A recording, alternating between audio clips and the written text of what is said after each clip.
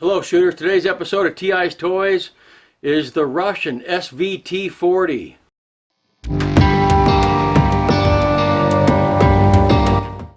Самозарядная винтовка Tokarev 40 или Sveta. This is a cool old rifle. I shot one of these a long time ago in a place far, far away. I never thought I'd get a chance to shoot one after that. They were imported in the US here a few years ago. Never had the money to buy one. They weren't, they were selling, now they're like close to $2,000 for a good one. Luckily, a subscriber of mine in the local area, he had one of these and he sent me an email a couple weeks ago, said, hey, I've got an SVT-40, would you like to review it? I said, yeah, because I just like these old rifles. They're cool looking. This is a contemporary of the M1 Garand or Grand, whatever you want to say there, and the German G43. And interestingly enough, even though this is longer than either of those, it's a pound lighter than the M1 Garand. This is a pound lighter. And is anybody that's ever humped a rifle in ammo and all that crap that we do, rucksacks and everything, a pound is a lot of frickin' weight. This is a pound lighter than the M1 Garand, even though it's longer. It's 4 or 5 inches longer than the Garand is. It's a pound lighter. It balances really nice. The weight's not out there. It's not front nose heavy. It's a cool old design. It's got a steel buttstock like everybody else did back in those days. It does have a magazine. It's 10-round magazine. So it's, cool old rifle. Let's look at some of the things in detail on this. Magazine release. You push forward on the lever like you're supposed to. The magazine rocks in and out just exactly like the AK will in another decade. One cool thing about this, there is no protection on the magazine release, but there is in this way. You just fold it up. So that was a different way to approach the problem. A Kalashnikov would later on put some protective ears on that thing so it wouldn't have to be folded out of the way, so it would always be available. But it is noteworthy that the magazine has a lug up in front and a lug in the back, exactly like Kalashnikovs will in a little over a decade from when this thing was invented. This thing's very much like a FNFAL and an SKS, both of which will come later. This thing has an adjustable gas port thing up here, which was, virtually unheard of way back in 1933. Cool rifle. I'm going to kind of take this down a little bit and show you the similarities between it and a FNFAL and an SKS. Okay, the safety's right down here in the trigger guard. It is a trigger block. The safety in no way locks up the hammer or anything. It just locks the trigger from coming back far enough to trip the sear to allow the hammer to go forward. On my particular example, I'm not sure because I've only handled 2 of these in my entire life. The magazine will not go in with the magazine release folded. If you have that folded, the mag will not lock in. Maybe on some others it does. On the 2 I've examined, it doesn't. Okay, shooters, starting in the back here, here's the SVT-40. The recoil spring rides inside the bolt itself and hits the back of the receiver there. On the FNFAL, the recoil spring is actually within the buttstock. So, actually, I think the win there goes to the SVT-40 because then you can do whatever you want with the buttstock. You can have a folding buttstock or whatever. It makes it a little bit more complicated with the FAL design. The SKS, which took a lot of design characteristics from the SVT, it also has the recoil spring inside the bolt, but it's held on by the top cover. So if I take the top cover off, the spring comes out. Now let's take the bolts out and I'll show you the similarities there. SVT bolt, SKS bolt, FAN bolt. Here's the SVT recoil spring. It's multi-piece. They simplified it for the SKS. They went to a piece that's captive because you could lose, some of that there. And the FNFAL spring is in the buttstock. But here's the bolt. This is when it's locked up. This is unlocked. They call it a tilting bolt because see, it tilts. It doesn't rotate like with a M1 Garand or an AK or an AR-15. This is a tilting bolt, locked, unlocked, locked, unlocked, and locked, unlocked. Look how similar these lower receivers are. It's I mean, they almost look like the same guy designed them. Here we have the FNFAL piston, gas piston, and I guess you might call it operating rod with the return spring attached to it. Here is the SKS gas piston, but it has this is called the tappet, I think. It's held within the rear sight housing that has the return spring on it. And here is the SVT-40. It has, this is the op rod with the return spring attached to it. This also is within the rear sight housing. This has a cup, so there's a piston on the rifle that we'll see in just a second. So this part right here on all three of these designs, this part right here is what smacks the head of the bolt and pushes it backwards.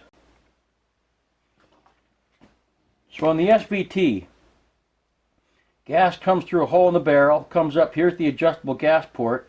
You can twist that thing to different gas settings. Comes through a hole in this tube, and this is actually, you know, like kind of like a piston or something. And this comes right over the top, so when gas comes through there, this is not hollow.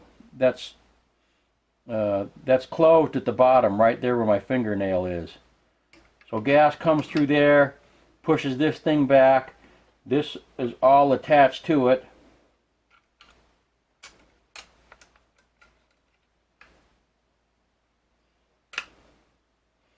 Push that whole thing back. That rod there pushes against the face of the bolt and pushes the bolt back. SKS gas system. Kind of like the AK is going to be in a few more years. Gas comes up through a hole in there. The gas hits the gas piston. And then there's that, I already installed that spring-loaded tappet in there, or rod or whatever that is. Let me see if I can actuate it while it's in there. That's what pushes on the face of the bolt to knock it back. The FAL also has an adjustable gas system. This thing right here. This piston goes in through here with the return spring. Then you put the adjustable gas system in.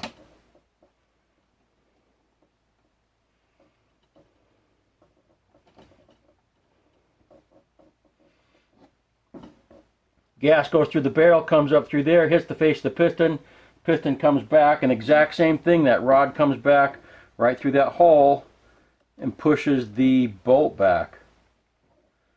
A more refined system from the SVT, but almost exactly the same as the SVT.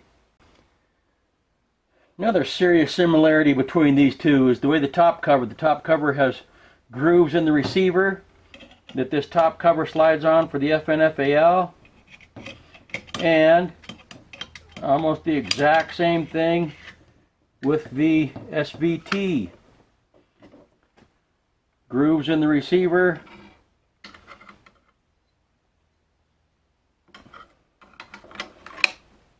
For the top cover. This is kind of cool. It's got a captive cleaning rod. You push this button down to pull the cleaning rod out. There's the little stud that you push that in and it locks into place.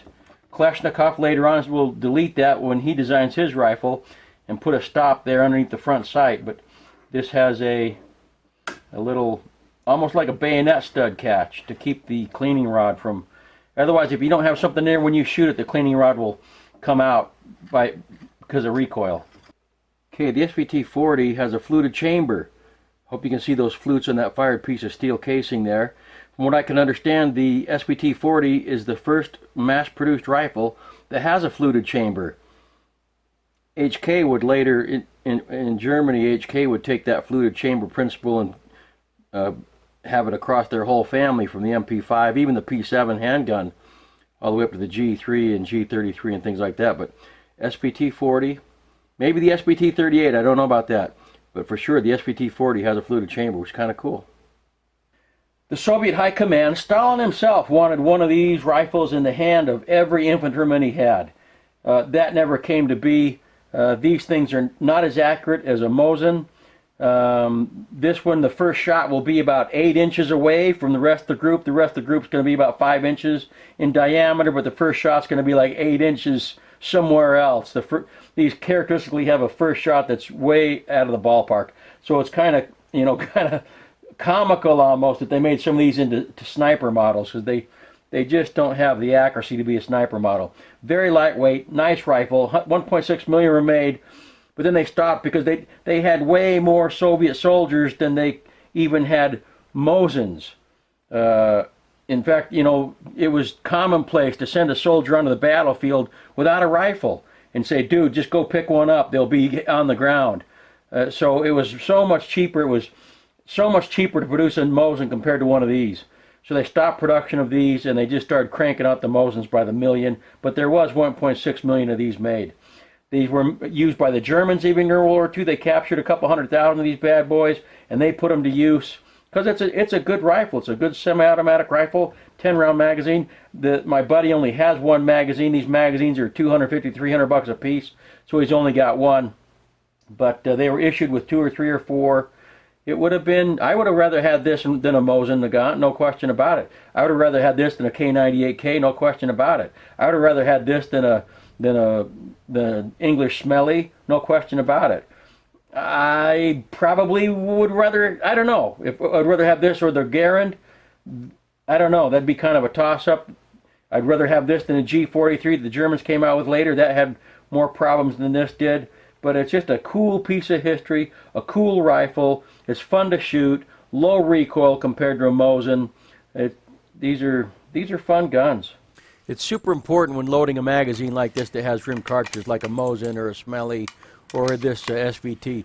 You got to make sure that the case you're putting in, that the rim is in front of the case you already put in. Otherwise you can get a hang up there and a malfunction.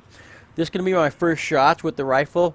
I'm shooting at 100 yards at a piece of paper out there. The first shot's going to land about 8 inches away from the other shots that I make. It's just the nature of the beast with these. That's why they weren't very good sniper rifles. Would have been great if it was accurate first shot, because it'd be a lot better to have than a Smelly for the way they did sniping back in World War II. Safety's for right-handers only. Safety doesn't work for left-handers at all. You have to use this from the right shoulder. Recoil was surprisingly mild compared to a Mosin. Surprisingly mild. In fact, coming up here, I have a comparison of shooting the Mosin versus the SVT-40, and it is dramatic, the difference in recoil. I'm going to be standing in a target shooting stance, not a combat shooting stance, so this will... Watch how far, I'll do it in slow-mo, watch how far the barrel comes up against the side of the mountain there. Almost comes up to daylight. Rocks, and as you saw, it really pushed my shoulder back too, the moment of ignition of the cartridge. Pushed my shoulder back quite a ways. I'm not trying to mitigate the recoil at all. Here's shooting the SVT-40. Look at that, almost nothing compared to the Mosin. Almost nothing compared to the Mosin. And my shoulder felt a huge difference too. Didn't get that huge pushback. Muzzle didn't rise a lot. Now here I am going to try and mitigate recoil. I'm going to hold it like I would any other battle rifle. More of a forward stance, but it does have a little bit longer length of pull than I like. But as you can see, the muzzle stays pretty close. It is pushing over to the right because I'm shooting from the right shoulder. But it was pretty easy to get fast hits out of the gong out there at 100 yards. If you got the money, you gotta buy one of these. They're fun to shoot. They just reek of history. They're cool looking. They're cool looking. Anyhow, if you have any experience with this SVT-40, please let me know below. Appreciate all the shares, likes, and subscribes. I really do appreciate you watching my channel. And as always, have a good day.